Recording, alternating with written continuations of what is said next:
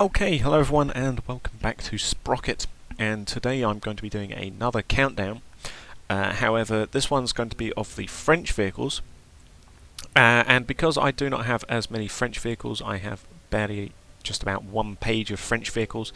It's not in fact going to be a top 5 vehicles, it's instead going to be a top 3 vehicles, just because I do not have enough tanks that I am attached to, I suppose you could say, to count as a top 5 list. So we're going to be doing top 3 instead, and I just have this thing here just to sort of cover up what is going to be the number 3 tank, which is going to be this, the ALM Char Mod 1946, produced by the French company ALM there, with their little badge decal. So yeah, this is like a French post-war, early post-war tank design. It uses a lot of sort of German design aspects. For example, we've got the leaf-sprung suspension there and stuff like that. Rear sprocket there. Armour-wise, it has got decent enough armour. 180mm of frontal armour, and on both the hull and the turret. Side of the turret is 150. Side of the hull is 120 sloped. And then rear is all 80mm. Yep.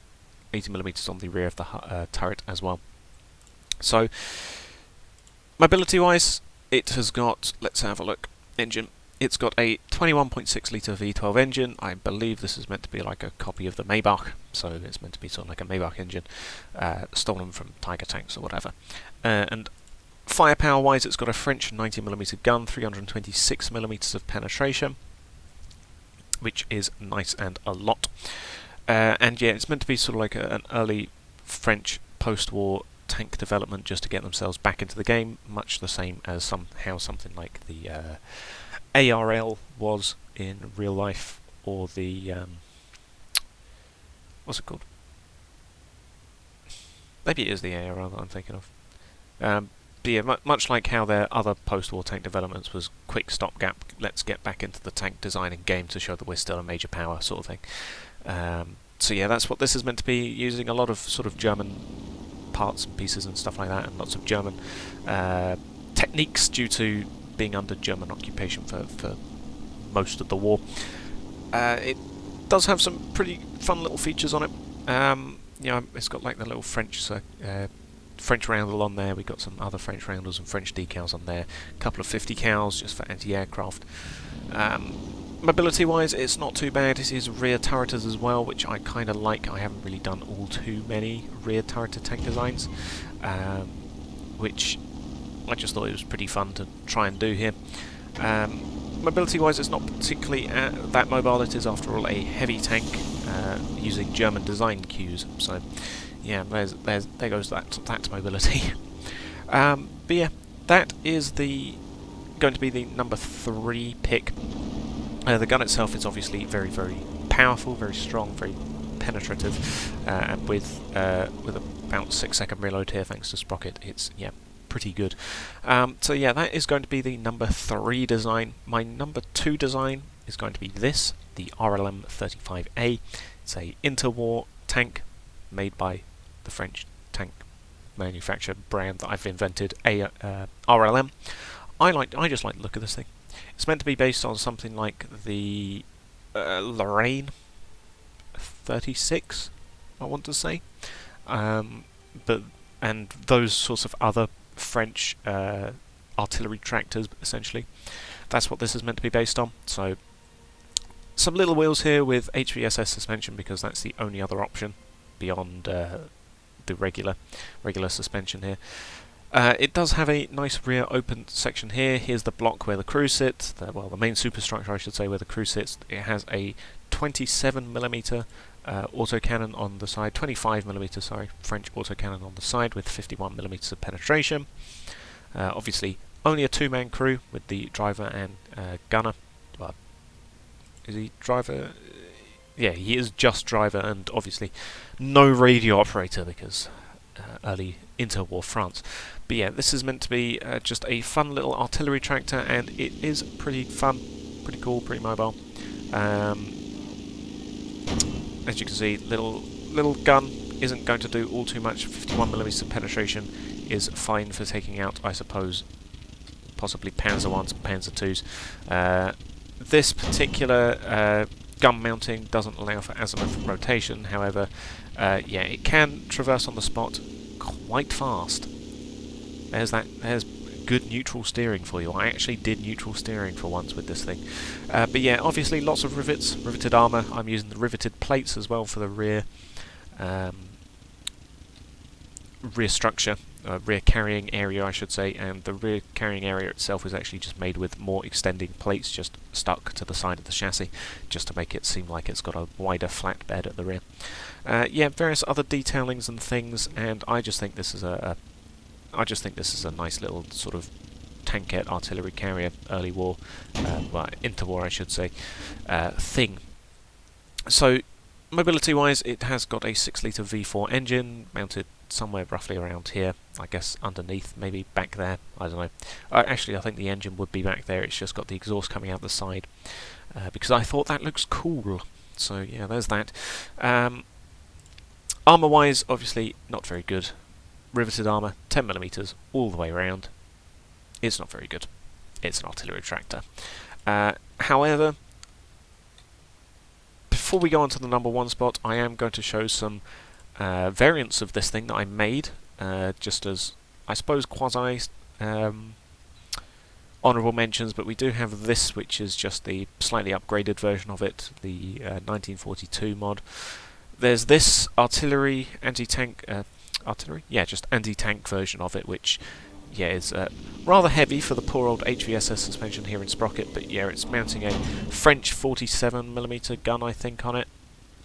It still has the 20mm in the hull. Let me check that gun. It is a French 47mm on it. So yeah, we do have that, and then if we switch to Kingdom of Italy, Kingdom of Italy has got 1 or 2 variants of this thing. It's got a captured one there, and then it's got, yeah, 2 tank destroyer versions. Well, I say 2 tank destroyer versions. This is the tank destroyer version that the Italians made, and then this is the artillery version the Italians made with a 105mm in it, which, yeah, no ammo, because I obviously haven't updated this thing since the ammo rework came out. But yeah, so there's a couple of things that the Italians made. I'm not sure if if I gave one to the Germans. Let's have a look. Wehrmacht Panzerkorps. Let's have a look. That's a French tank, but that's not the one we're looking for.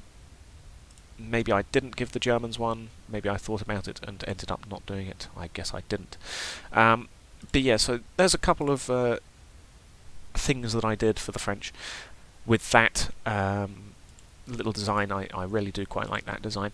As for some other honourable mentions, we have got the ALM Char 39H, which is essentially a Char B1 bis copy, or knockoff, I should say.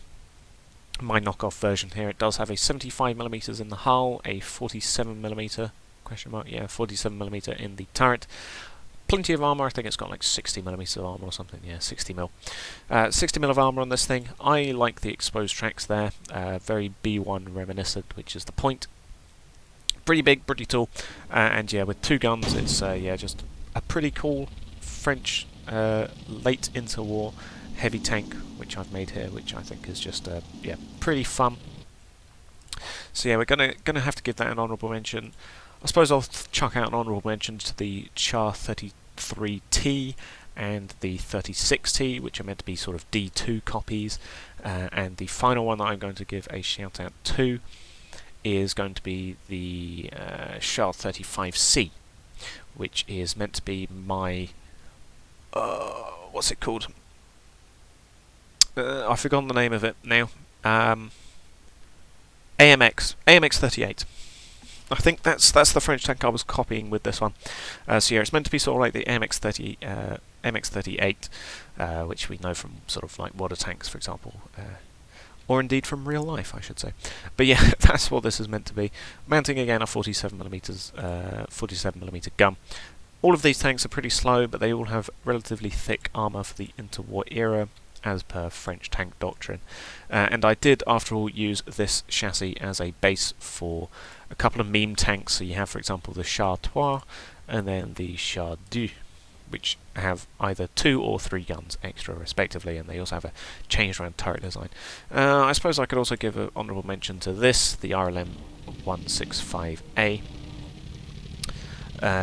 which is a French World War I armoured car, and sort of like the predecessor to the 165 series of armoured cars, which is going to lead us into the #1 spot. As you can see, not particularly fast, it's World War I era.